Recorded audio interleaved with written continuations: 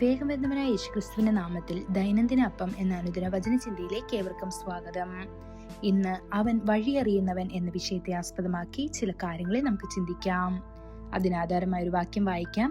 ഇയ്യോബ് 23 10 എന്നാൽ ഞാൻ നടക്കുന്ന വഴി അവൻ അറിയുന്നു, അവൻ എന്നെ പരീക്ഷിച്ചു കഴിയുമ്പോൾ ഞാൻ പൊന്നുപോലെ പുറത്തു വരും. ദൈവപുരുഷനായ ഇയ്യോബിന്റെ പാത ആർക്കും പൂർണ്ണമായി മനസ്സിലാക്കാൻ കഴിയാത്ത ഒന്നായിരുന്നു. ഭാര്യ അവനെ നിന്ദിക്കുകയും ഉപേക്ഷിക്കുകയും ചെയ്തു. സുഹൃത്തുക്കൾ അവനെ ആശ്വസിപ്പിക്കുന്നതിനു പകരം ഉപദേശത്തിന്റെ വേഷം ധരിച്ച അവരുടെ കഠിനമായ വാക്കുകളാൽ അവന്റെ വേദന വർദ്ധിപ്പിച്ചു. എന്നിരുന്നാലും അവന്റെ എല്ലാ കഷ്ടപ്പാടുകൾക്കിടയിലും ഇയ്യോബ് ശ്രദ്ധേയമായ വാക്കുകൾ ഉച്ചരിച്ചു. എന്നാൽ ഞാൻ പോകുന്ന വഴി കർത്താവ് അറിയുന്നു, അവൻ എന്നെ പരീക്ഷിച്ചു കഴിയുമ്പോൾ ഞാൻ പൊന്നായി പുറത്തു വരും. അതെ, നിങ്ങളുടെ കഷ്ടപ്പാടിന്റെയും വേദനയുടെയും പാത കർത്താവിന് തീർച്ചയായും അറിയാം. ദൈവം മോശയോട് സംസാരിച്ചപ്പോൾ അവൻ പറഞ്ഞു, എന്റെ ജനത്തിന്റെ പീഡനം ഞാൻ മുഴുവനായും കണ്ടറിഞ്ഞിട്ടുണ്ട്, അവരുടെ നിലവിളിയും കേട്ടു. ഇത് പുറപ്പാട് 3 കാണപ്പെടുന്നു. നമ്മൾ അവന്റെ ജനമായതിനാൽ, അവന്റെ സ്വന്തം സ്വത്തായതിനാൽ നമ്മുടെ ജീവിതത്തിന്റെ എല്ലാ വിശദാംശങ്ങളും അവനറിയാം. മിസ്രൈമിന്റെ അടിമത്വത്തിൽ നിന്ന് ഇസ്രായേൽ മക്കളെ അവൻ വിടുവിച്ചതുപോലെ എല്ലാത്തരം അടിമത്വത്തിൽ നിന്നും കഷ്ടങ്ങളിൽ നിന്നും അവൻ നമ്മെ വിടുവിക്കും. സങ്കീർത്തനക്കാരനും ദൈവത്തിന്റെ പാതയെക്കുറിച്ചുള്ള അവബോധത്തിൽ അതേ ആത്മവിശ്വാസം പ്രകടിപ്പിച്ചു.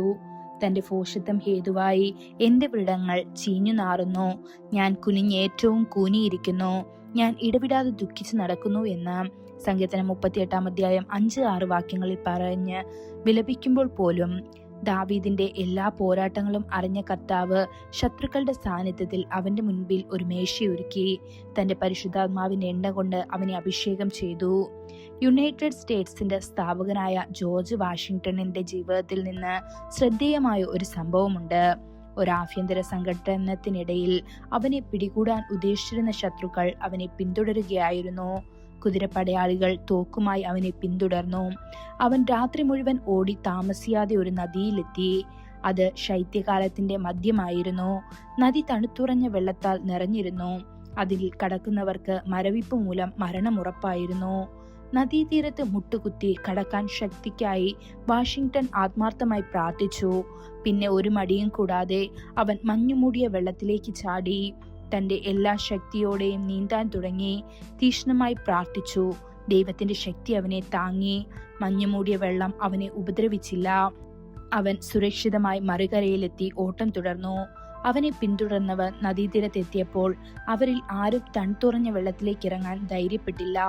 പിന്തുടരാൻ കഴിയാതെ അവർ അവിടെ നിന്നു.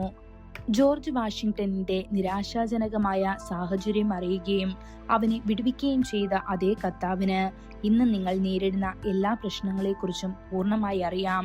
നിങ്ങളുടെ പരീക്ഷണങ്ങളുടെ നടുവിലും നിങ്ങൾക്ക് വിജയം നൽകാൻ അവന് ശക്തിയുണ്ട്. ഈ വചനങ്ങളാൽ ദൈവം നമ്മെ ഓരോരുത്തരെയും അനുഗ്രഹിക്കുമാറാകട്ടെ. കൂടുതൽ ധ്യാനത്തിനുള്ള വാക്യം 1 കൊരിന്ത്യർ 8 2-3 താൻ വല്ലതും അറിയുന്നു എന്ന് ഒരുത്തിന് തോന്നുന്നു എങ്കിൽ അറിയേണ്ടതുപോലെ അവൻ ഇന്ന് വരെ ഒന്നും അറിഞ്ഞിട്ടില്ല.